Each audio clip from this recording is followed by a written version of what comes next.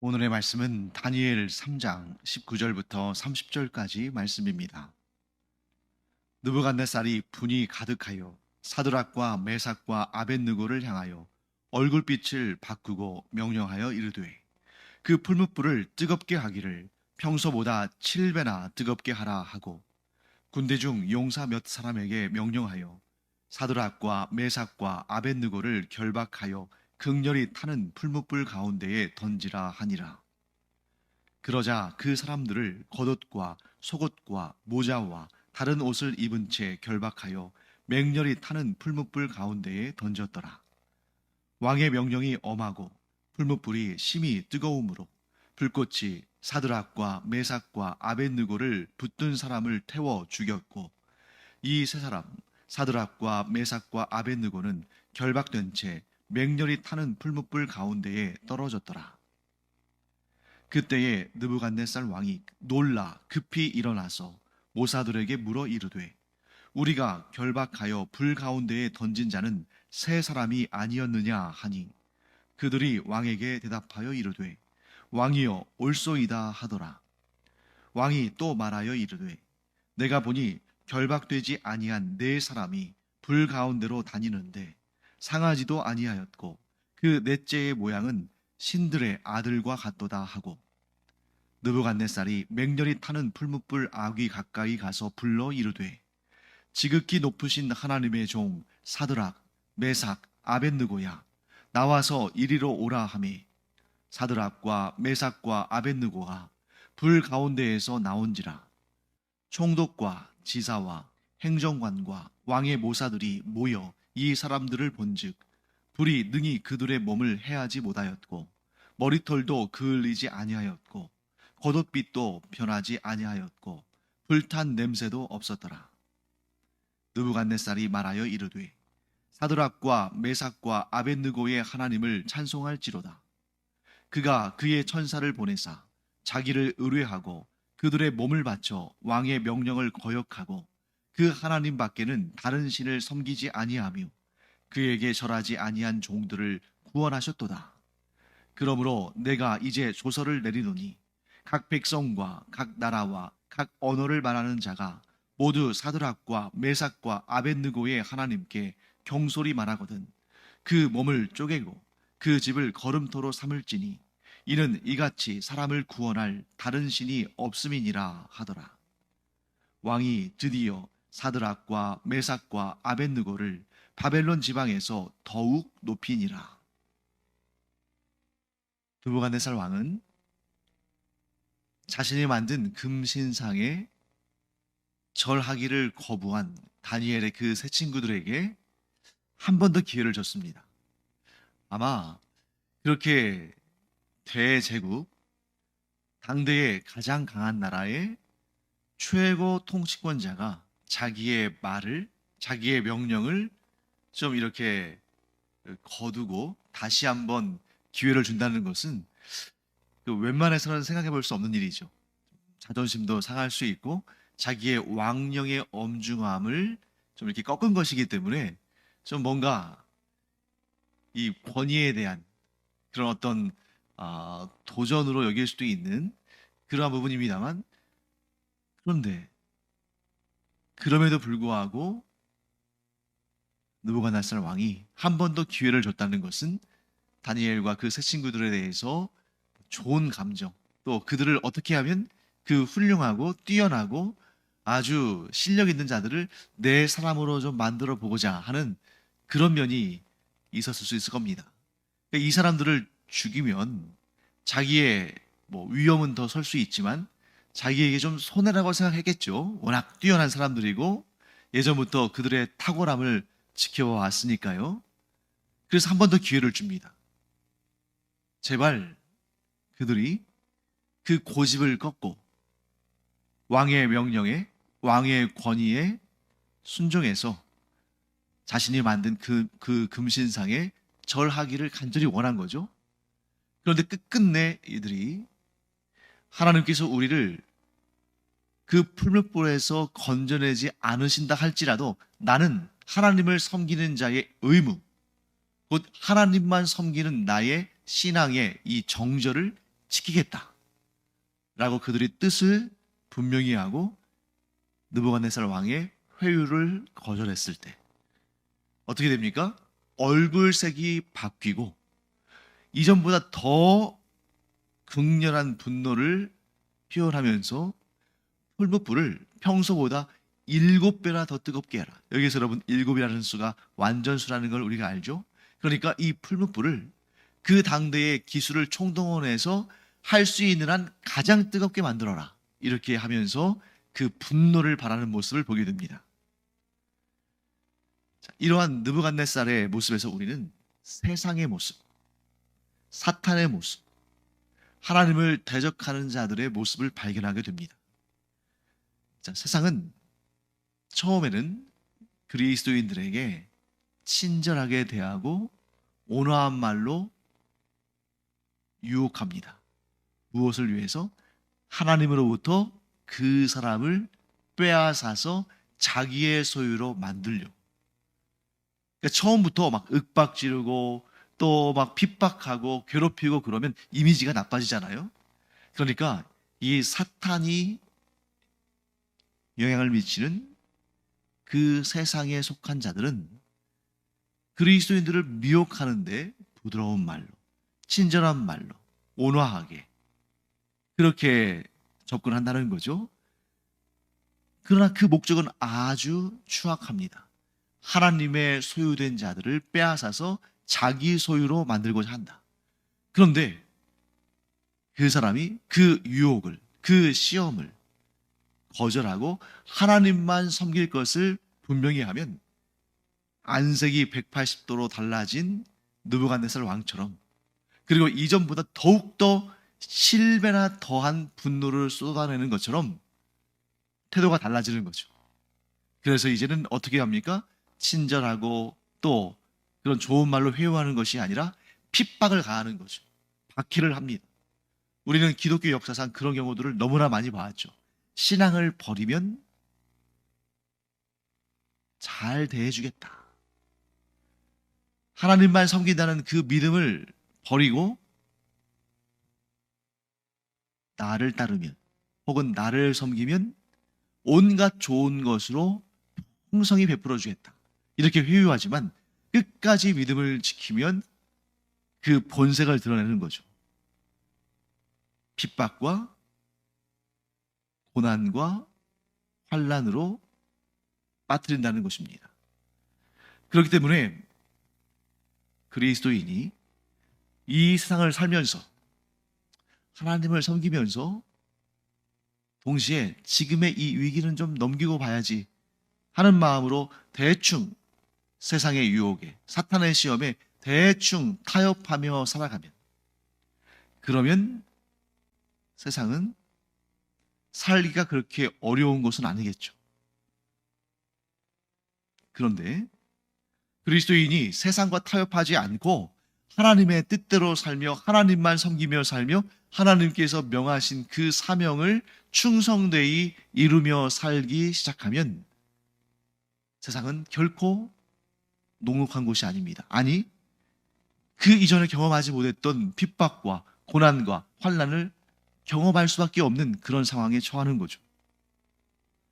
하나님만 섬기는 삶은 세상이 미워합니다. 불친절하고 핍박하고 심지어 순교의 자리로 끌고 간다는 거죠. 그런데 여러분, 이걸 역으로 생각할 수도 있겠죠. 우리가 세상을 살아갈 때에 적당히 살지 않고 하나님의 뜻대로 하나님만 섬기며 하나님의 말씀에 순종하며 살면 내 삶이 힘든 것이 당연한 것입니다. 세상이 불친절한 것이 당연한 것입니다.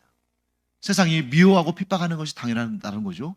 그래서 그러한 세상의 미움과 핍박과 불친절과 여러 가지 세상이 주는 고난과 환난을 경험할 때는 그래도 내가 하나님을 잘 섬기고 살아보다.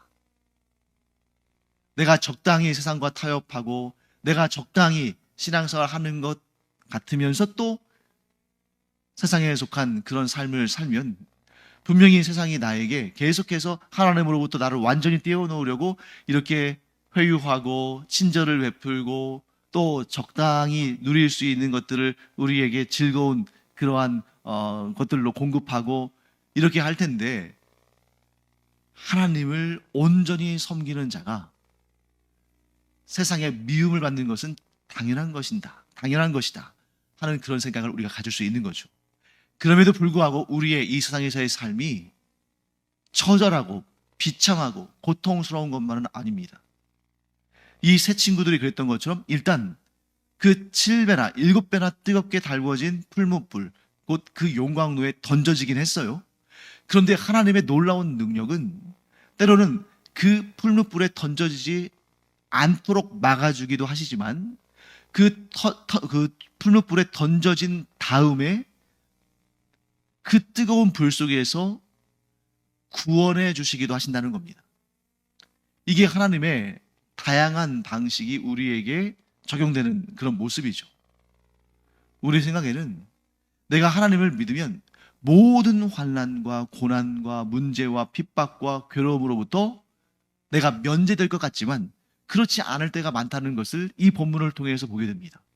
이 세 친구, 다니엘의 세 친구, 누구보다 하나님을 향한 거룩하고 경건하고 깨끗하고 확고한 믿음을 가졌지만 그들이 7배나 뜨겁게 달구어진 풀무불 속으로 던져졌어요. 사람들은 모두 너희가 하나님을 믿고 하나님만 섬긴다고 하더니 꼴 보기 좋다. 결국 너희 하나님은 뭘 하셨느냐? 결국 너희들이 그 풀무불에 던져진 거 아니냐? 하고 조롱하고 비웃었을 겁니다. 그런데 바로 그때 하나님의 놀라운 역사가 일어나서 느부갓네살 왕과 그 주변에 있는 사람들을 다 경악하게 했죠. 놀라운 일 아닙니까? 자, 하나님께서 이 세 친구를 보호하셔서 어떤 방법일지는 모르겠습니다만 이 일이 역사적으로 그렇게 되지 않았으니까요. 그런데 하나님께서 이런저런 방법으로 다니엘의 세 친구를 풀무에 던져지지 않도록, 그 풀무불에 던져지지 않도록 하셨다면 어떤 사람들은 아마 이렇게 생각했을 거예요. 아, 저 사람들 참 운 좋네. 하나님의 능력으로 여기지 않고 운이 좋아서 그런 거 아닌가? 어쩌다 보니까 그럴 수도 있지. 왕이 마음을 바꿨나 보네. 이렇게 생각하고 하나님의 그 역사에 대해서는 집중하지 않았을 텐데, 이들이 일단 이 다니엘의 세 친구가 풀무불에, 그것도 7배나 더 뜨겁게 달구어진 풀무불에 던져졌어요. 하나님이 진 것처럼 보입니다. 이 다니엘의 세 친구의 믿음이 아무 소용이 없는 것처럼 보입니다. 그들의 신앙이 패배한 것처럼 보입니다. 그런데 바로 그 순간 하나님의 놀라운 구원의 역사가, 기적이 이루어지니까 이게 하나님이 하신 일이라는 것이 선명하게 드러날 수밖에 없다는 거죠. 하나님께서는 이런 방식을 통해서도 하나님을 대적하고 하나님을 믿지 않고 하나님의 사람들을 괴롭히는 자들에게 아주 놀라운 증거를 보이신다는 것입니다. 그때 느부갓네살이 뭐라고 합니까? 깜짝 놀라면서, 야, 우리가 결박해서 저 풀무불에 던진 사람은 세 사람 아니더냐? 그 불이 얼마나 맹렬한지 그 형을 집행하던 느부갓네살의 신하들 중에도 일부가 희생당할 정도로 뜨거운 불이었는데, 아니 어떻게 그들이 죽지도 않았을 뿐만 아니라 거기에서 걸어다니고 있는가? 분명히 느부갓네살 왕은 신하들에게 명령해서 이 다니엘의 세 친구들을 결박해서 움직이지 못하도록 해서 그 풀무불 안에서 타 죽도록 집어던졌습니다. 그런데 거기서 걸어다니고 있는 거예요. 더 놀라운 사실, 3명을 던졌는데 4명이 그 안에 있다는 것입니다. 4명이 자유롭게 걷고 있어요. 자, 그러면 이 세 친구들을 결박했던 그 줄은, 포성줄은 어떻게 됐을까? 2가지 가능성이 있겠죠. 하나는 그 맹렬히 타는 풀무불 속에서 타서 없어졌거나, 또는 그 4번째 인물이 그 결박한 줄을 풀어줬거나. 더 놀라운 사실, 그 불이 그들의 올무를, 그들의 결박한 줄을 태웠을 수는 있는데, 그 뜨거운 불 속에서 이 다니엘의 세 친구들이 죽지도 않고 옷이 그르지도 않고 몸에서 탄 냄새도 나지 않았다는 것이죠. 어떻게 그런 일이 있을 수 있을까? 네, 그런 일은 있을 수 없습니다. 누구의 관점에서 보면 느부갓네살과 그 장면을 목격하고 있는 모든 바벨론 사람들의 관점에서 볼 때는 그런 일은 있을 수 없는 일이에요. 그러나 그런 일은 실제로 일어났습니다. 그런 일을 우리가 뭐라고 부릅니까? 기적이다. 그 누구도 인정할 수 없는, 그 누구도 경험하지 못하는, 그 누구도 감히 상상할 수 없는 일이 일어날 때 그것을 우리가 기적이라고 하고, 기적은 무엇을 의미합니까? 하나님의 특별하신 역사다. 사랑하는 성도 여러분, 우리에게 하나님의 기적은 항상 펼쳐지고 있는 줄로 믿습니다. 사실 우리가 이 살아있는 것 자체 기적 중에 기적 아니겠어요? 더군다나 우리가 하나님의 그 크신 사랑을 입어서 예수 그리스도의 보혈로 죄사함 받고 구원받은 것, 더군다나 우리가 그 무엇보다도 하나님의 자녀로 세워졌다는 사실, 기적 중에 기적 아닙니까? 그 기적에 비하면 오늘 이 풀무불 속에서 다니엘의 세 친구가 살아난 것은 별것도 아닌 거예요. 이것은 이 세상에서 일어난 일이니까. 하지만 하나님께서는 우리에게 영원한 생명의 구원을 주시고, 심지어 하나님의 자녀라는 이런 특별한 신분을 주셨잖아요. 우리는 날마다, 아니 영원토록 기적을 경험하는 사람들이다 하는 것을 우리가 고백하기를 바랍니다. 자, 그런데 이 네 번째 인물에 대해서 느부갓네살 왕이 궁금해했어요. 아니, 집어던진 사람은 3명인데 왜 4명이냐? 그러면서 뭐라고 말하냐면, 그 네 번째 사람은 신들의 아들 같다. 여러분, 이거 좀 뭔가 어폐가 있잖아요. 모순된 말이죠. 왜냐하면 느부갓네살 왕이 신들의 아들을 본 적이 있습니까? 없어요. 그가 섬기는 신들은 모두 우상신들이기 때문에 그 우상신은 사람을 낳을 수가 없습니다. 아들을 낳을 수가 없어요. 그 우상신의 아들을 조각할 수는 있겠지만, 그런데 왜 그가 본 적도 없는 신들의 아들이라는 존재를 떠올렸을까? 여러분, 사람의 아들은 사람입니다. 그러면 신의 아들은 뭐겠어요? 신이겠죠. 즉, 지금 느부갓네살이 하는 말은 뭐냐면, 그 네 번째 존재는 내가 한 번도 본 적이 없는 그런 형상이다 하는 거죠. 왜? 그는 사람의 아들들은 많이 봐왔지만 신들의 아들 혹은 신의 아들은 본 적이 없으니까 자기가 평생 한 번도 본 적이 없는 그런 형상의 존재를 보면서 사람의 아들이 아니니까 신의 아들 아니겠느냐, 이렇게 얘기한 거죠. 그러면 그 네 번째 존재인 느부갓네살 왕이 신들의 아들이라고 생각했던 그 존재는 과연 실제로 누구일까? 어떤 학자는 이 네 번째 존재를 예수 그리스도의 현현, 즉 제2위격이신 성자 하나님께서 나타나신 모습이라고 해석하기도 합니다. 물론 이제 얼마든지 그렇게 해석할 수가 있고 그럴 가능성이 없다고 말할 수도 없죠. 그런데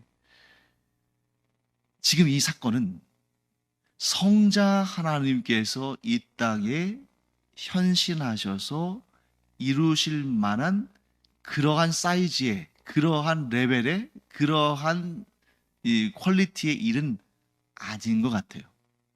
왜냐하면 성자 하나님께서 이 땅에 오시는 것은 무엇을 위한 것입니까? 하나님의 구속사의 가장 중요한 사건, 곧 인류를 구원하시는 그 일과 그 후에 온 세상을 심판하시는 일이죠. 그런데 여기에서 다니엘의 세 친구들을 풀무불에서 보호하시고 그들을 살리시고 그들을 건져내시는 일은 그런 하나님의 원대하고 위대한 구원 역사의 일부일 수는 있지만 그것을 전체를 상징하는, 전체를 대표하는 일이라고 볼 수는 없겠죠. 그렇기 때문에 좀 조심스럽지만 예수 그리스도의 현현이다라고 너무 과대하게 해석하기보다는 느부갓네살 왕도 실제로 그렇게 얘기하는 것처럼 또 그 자리에 있던 사람들도 그렇게 여겼던 것처럼 하나님께서 보내신 천사일 것이다. 이렇게 해석하는 것이 더 좋을 것 같습니다. 그래서 28절 말씀에 느부갓네살이 이렇게 말하잖아요.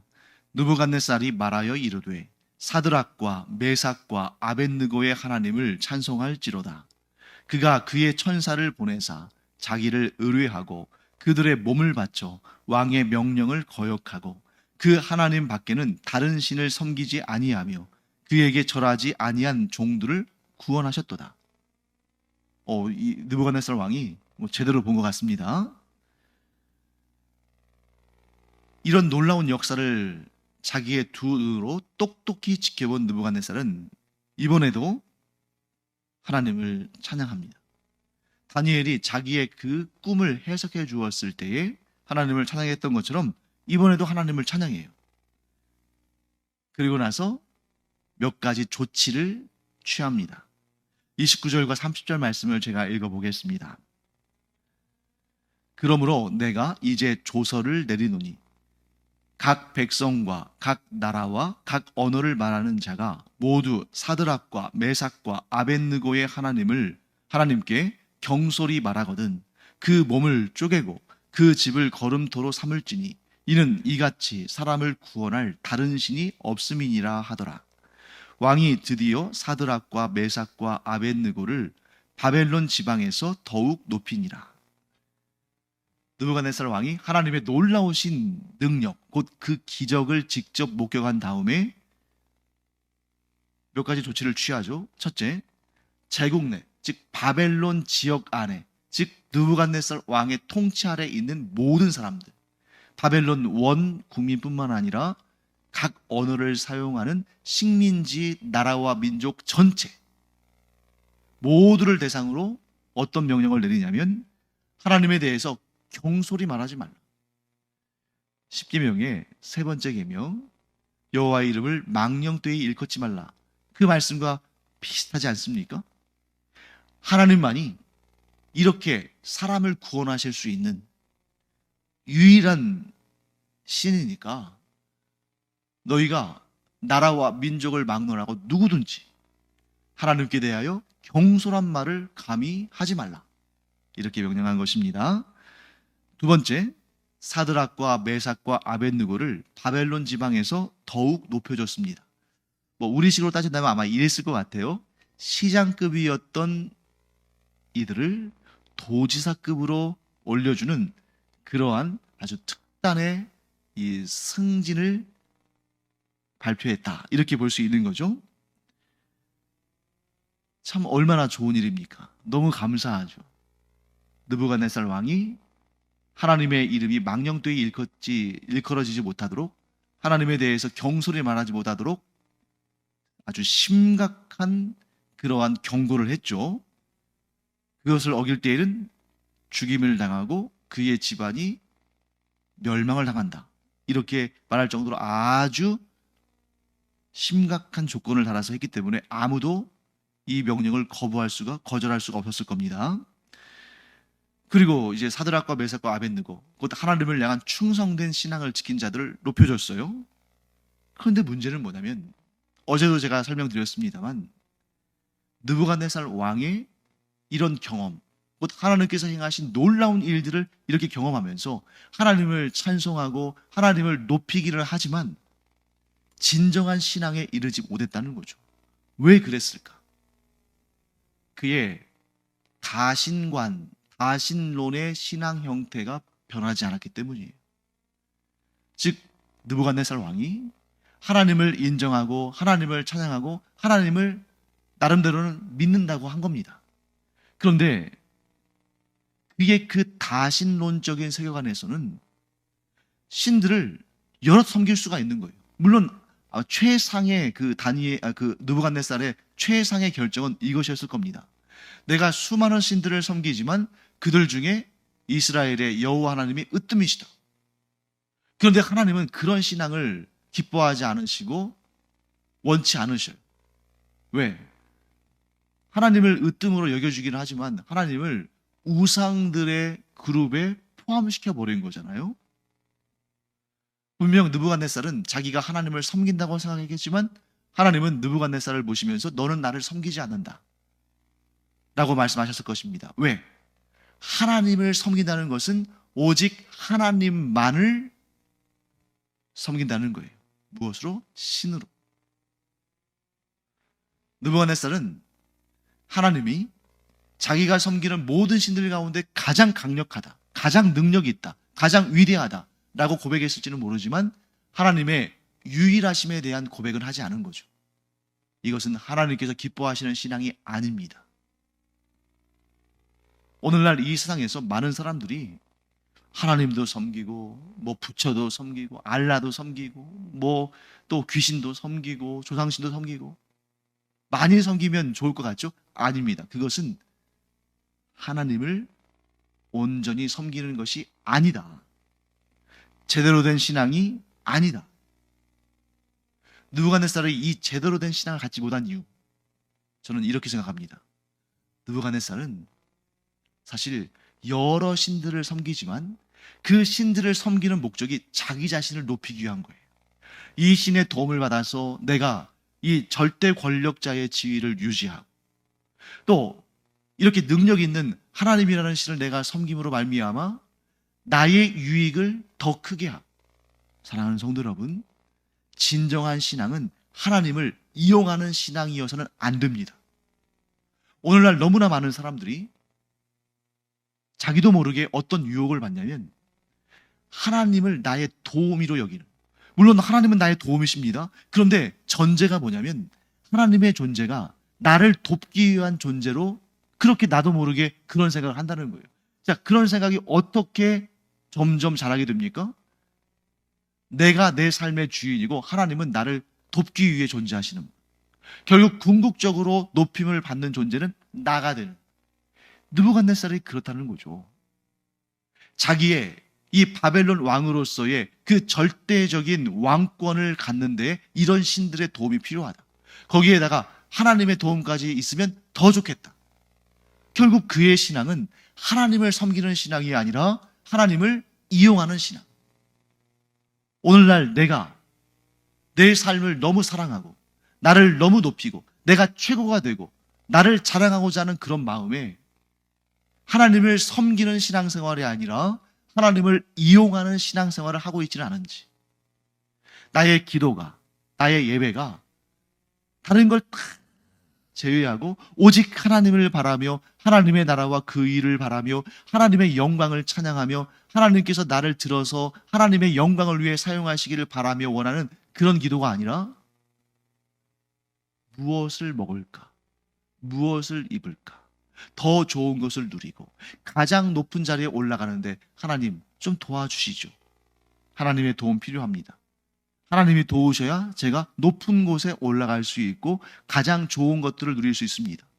이런 신앙으로 우리의 신앙이 변질되었거나 아니면 여전히 거기에 머물러 있지는 않은지 우리 자신을 철저히 점검해야 됩니다. 우리의 삶의 목적은 무엇인가?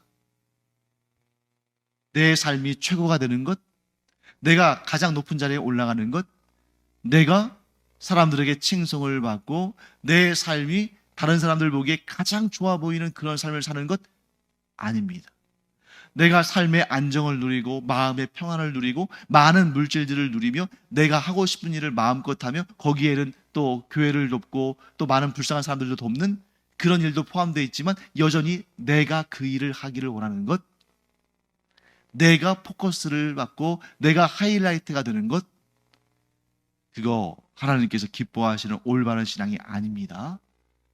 진정한 신앙은 나를 내려놓고 나의 삶의 주인 자리에서 나를 내려놓고 그 자리에 하나님을 모시며 나의 삶의 모든 시간과 공간과 능력이 나의 한 번의 호흡조차도 하나님의 영광을 위해서 살기를 원하는 것, 그것이 올바른 신앙인의 자세다. 이 사실을 꼭 기억하는 우리가 되기를 축원합니다. 기도하겠습니다. 하나님, 저희가 혹여나 하나님을 주인 삼지 않고 내 자신을 주인 삼는 그런 잘못된 신앙생활을 하고 있지 않았는지, 그래서 느부갓네살처럼 온전한 신앙으로 주님 앞에 서지 못하지는 않았는지 스스로를 돌아보기를 원합니다. 그리고 저희의 삶의 목적이 하나님의 영광을 찬양하며 하나님께 쓰임받는 하나님의 충성된 종이 되는 그것이 되게 하여 주시옵소서. 감사드리며 예수님의 이름으로 축복하며 기도합니다. 아멘. 기도하는 시간입니다. 기도에 대한 가장 중요한 진리, 예수님께서 말씀하셨죠. 무엇을 먹을까, 무엇을 입을까 염려하지 말라. 그것은 다 이방인들이 구하는 것이고 하나님께서는 너희가 무엇이 필요한지를 다 잘 알고 계신다. 그러므로 너희가 구할 것은 하나님의 나라와 그 의다. 이 기도의 대원칙을 결코 잊지 아니하고 기도의 본질을 회복하는 우리가 되기를 축원합니다. 기도하겠습니다.